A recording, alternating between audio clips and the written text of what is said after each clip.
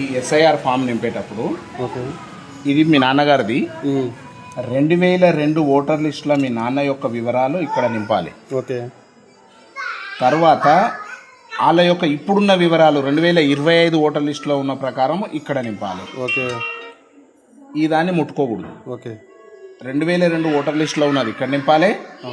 వాళ్ళ వివరాలే 2025లో ఉన్న లోస్టల్ వివరాలు ఇక్కడ నింపాలి. అర్థమైందా మీ నాన్నది? ఇది ముట్టుకోవాల్సిన అవసరం లేదు. 2002 ఓటర్ లిస్టులో ఉన్నాడు కాబట్టి ఇది అయిపోయింది. తర్వాత ఇది నీది.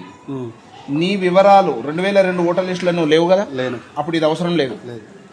ఇది నీ వివరాలు రాయాలి. ఈడ ఉన్నది, ఈడ ఉన్న నీ వివరాలు రాసి పైన ఉన్న దాంట్లో మీ నాన్న వివరాలు రాయాలి. మీ నాన్న వివరాలు అర్థమైందా? మీ నాన్న వివరాలు రాయాలి.